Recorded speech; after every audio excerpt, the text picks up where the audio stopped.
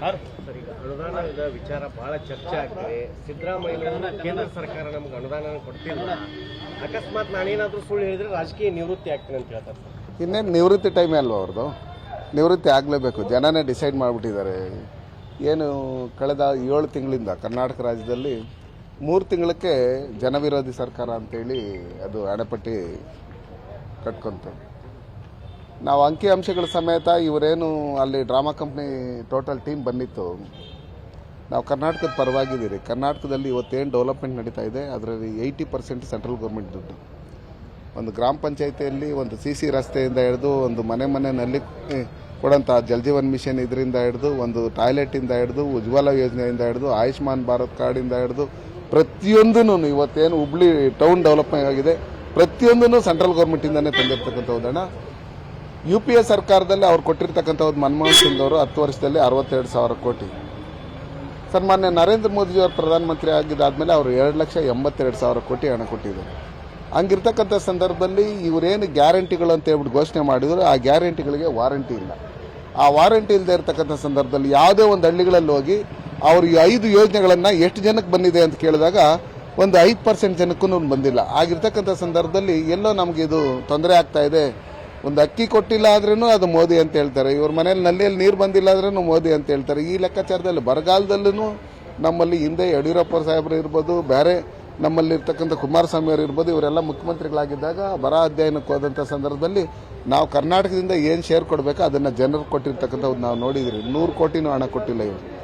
ಒಂದು ರೈತರಿಗೆ 2,000 ರೂಪಾಯಿ ಕೊಡೋದಕ್ಕೂ ಇವ್ರ ಹತ್ರ ಹಣ ಇಲ್ಲ ಅನ್ನೋ ಲೆಕ್ಕಾಚಾರದಲ್ಲಿ ಬಂದಾಗ ಇವತ್ತೇನು ಡೆಲ್ಲಿಗೆ ಬಂದು ಅವರು ಲೀಡರ್ಸ್ನ ಈ IND ಕುಟ್ಟ ಏನು ಇವಾಗ ಅದನ್ನು ಛಿದ್ರ ಆಗ್ಬಿಟ್ಟಿದೆ. ಇವತ್ತು ಮಮತಾ ನರ್ಜಿ, ನಿತೀಶ್ ಕುಮಾರ್ ಮತ್ತು ಇವರೆಲ್ಲ ಕೇಜ್ರಿವಾಲ್ ಎಲ್ಲ ಸಪ್ರೇಟ್ ಆಗಿದ್ದಾರೆ.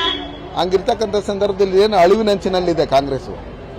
ಈಗೇನೋ ಒಂದು ಗಿಮಿಕ್ ಮಾಡ್ಬೇಕಂತ ಹೇಳಿ ಬರ್ತಾ ಇದ್ದಾರೆ. ಆದರೆ ಏನೇ ಮಾಡಿದ್ರೂ ಎಲೆಕ್ಷನಲ್ಲಿ ಅವರು ಸಕ್ಸಸ್ ಆಗಲ್ಲ. 28ಕ್ಕೆ 28 ನಮ್ಮ NDA ಏನು ಇದಿದೆ BJP ಇದೆ, ಅವ್ರು ನಾವು 100% ಗೆಲ್ತೀರಿ.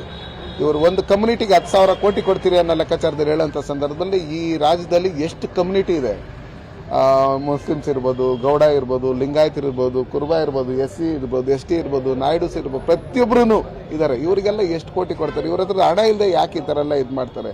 ಅವ್ರು ಯಾವ್ದಾದ್ರು ಒಂದು ದರ್ಗಾ ಇನ್ನೊಂದು ಮತ್ತೊಂದು ಅದು ಇದು ಮಾಡಬೇಕು, ಯಾವ್ದಾದ್ರು ಮುಸ್ಲಿಮ್ಸರ್ಗೆ ಅಂದರೆ ಕೊಡ್ತಾರೆ. ಅವರು ನಮ್ಮ ದೇಶದ ಪ್ರಜೆಗಳು. ಅವರಿಗೆ ನೀವು 10,000 ಕೋಟಿ ಕೊಡೋದಕ್ಕಿಂತ ಎಲ್ಲ ಜಾತಿ ಜನಾಂಗಕ್ಕೂ ಈ ಕೆಲಸ ಕೊಡೋಂಥದ್ದು, ಅವ್ರು ಏನಾದರೂ ಡೆವಲಪ್ಮೆಂಟ್ಗೆ ಏನಾದರೂ ಕಾರ್ಖಾನೆಗಳು ಕಟ್ಟಂಥದ್ದು, ಈ ಕೆಲಸಗಳನ್ನು ಮಾಡಿ ದೇಶನ ಒಡೆಯೋಂಥ ಕೆಲಸಗಳನ್ನು ಇವತ್ತು ಕಾಂಗ್ರೆಸ್ ಮಾಡ್ಕೊಂಡು ಹೋಗ್ತಾ ಇದೆ. ಅವರು DK ಸುರೇಶನು ಅದೇ ರೀತಿಯಲ್ಲಿ ಮಾಡಿರ್ತಕ್ಕಂಥ. ಅವ್ರು ಹೇಳಿದ್ದು ನಾರ್ತ್ ಇಂಡಿಯಾ ಮತ್ತು ಸೌತ್ ಇಂಡಿಯಾ ಅಂತ ಮಾಡ್ತೀನಿ ಅಂತ ಹೋದ್ರು.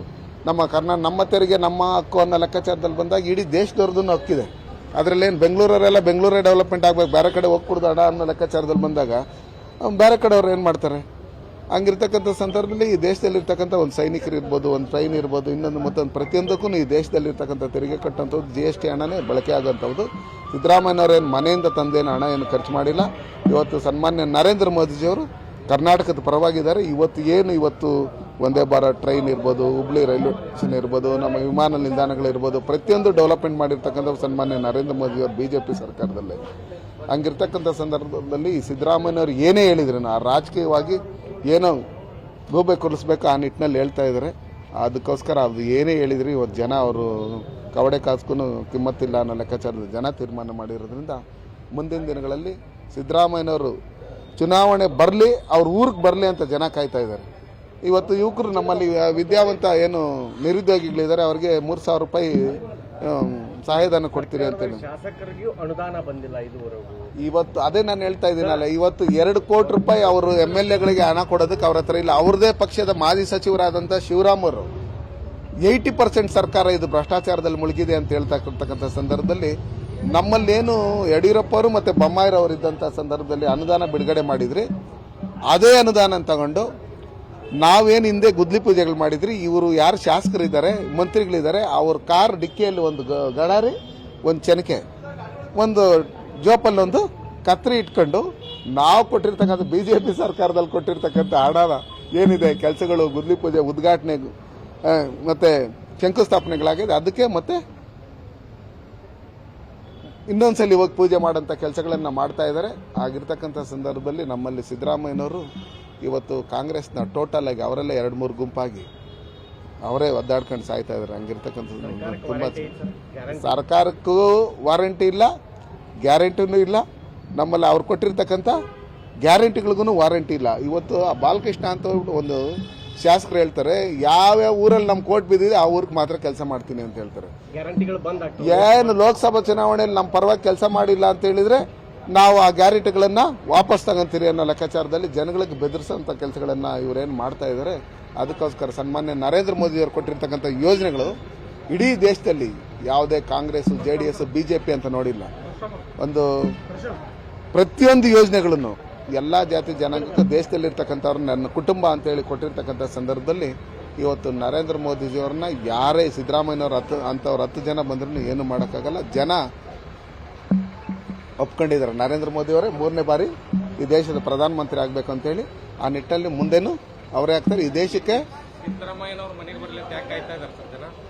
ಸಿದ್ದರಾಮಯ್ಯ ಚುನಾವಣೆಗೆ ಬರಲಿ, ಮನೆಗೆ ಬರಲಿ ಅಂತಿರಲ್ಲ, ಎದಕ್ಕೆ ಕಾಯ್ತಾ ಇದ್ದಾರೆ ಜನ?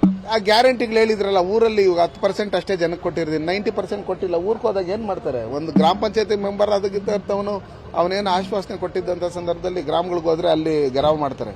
ಹಂಗಿರ್ತಕ್ಕಂಥ ಸಂದರ್ಭದಲ್ಲಿ ಸಿದ್ದರಾಮಯ್ಯನವರ ಸಂದರ್ಭದಲ್ಲಿ ಇವತ್ತೇನು ಗ್ಯಾರಂಟಿಗಳಿಗೆ ಹಣ ಇಲ್ದಿರ, ವಾರಂಟಿಗಳು ಇಲ್ಲದೆ ಅವ್ರಿಗೆ ಅದಕ್ಕೊಂದು ಟೀಮನ್ನು ಇದು ಮಾಡಿ ಅದಕ್ಕೊಂದು 150 ಕೋಟಿ ರೂಪಾಯಿ ಖರ್ಚು ಮಾಡ್ತೀರಿ ಅಂತ ಹೇಳ್ಬಿಟ್ಟು ಹೇಳ್ತಾ ಇದ್ದಾರೆ. ಇದೆಲ್ಲ ನಮ್ಮ ಜನರ ಏನು ತೆರಿಗೆ ಹಣ ಇದೆ ಅದನ್ನೆಲ್ಲ ಅವರು ಹೊಡೆಯುವಂಥ ಕೆಲಸ. ಇವತ್ತು ಗುತ್ತಿಗೆದಾರಕ್ಕೂ ಅವ್ರು ಕಾಸು ಕೊಡೋಕ್ಕೆ ದುಡ್ಡಿಲ್ಲ. ಕೆಂಪಣ್ಣವ್ರು ಹೇಳಿದ್ರು 40% ಅಂತ. ನಮಗೆ ಇವತ್ತು ಅವರೇ ಹೇಳ್ತಾ ಇದ್ದಾರೆ ಕಾಂಗ್ರೆಸ್ನವ್ರು 40% ಅಂತ ಹೇಳ್ಬಿಟ್ಟು ಹೇಳಿ.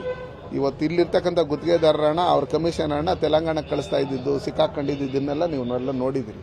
ಹಂಗಿರ್ತಕ್ಕಂಥ ಸಂದರ್ಭದಲ್ಲಿ ಮುಂದಿನ ದಿನಗಳಲ್ಲಿ ಕಾಂಗ್ರೆಸ್ ಅನ್ನೋದೇ ಇರಲ್ಲ ನಮ್ಮಲ್ಲಿ. ಅರ್ಥ ಆಯ್ತಲ್ಲ?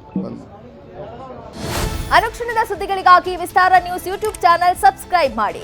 ಹೊಸ ಸುದ್ದಿಗಳ ನೋಟಿಫಿಕೇಶನ್ಗಾಗಿ ಬೆಲ್ ಐಕಾನ್ ಕ್ಲಿಕ್ ಮಾಡಿ. ಲೇಟೆಸ್ಟ್ ಅಪ್ಡೇಟ್ಸ್ಗಾಗಿ www.vistaranews.com ವೆಬ್ಸೈಟ್ಗೆ ವಿಸಿಟ್ ಮಾಡಿ. ಅಂಗೈಯಲ್ಲೇ ಜಗತ್ತಿನ ಸುದ್ದಿ ತಿಳಿಯಲು ವಿಸ್ತಾರ ನ್ಯೂಸ್ ಕನ್ನಡ ಆಪ್ ಡೌನ್ಲೋಡ್ ಮಾಡಿ.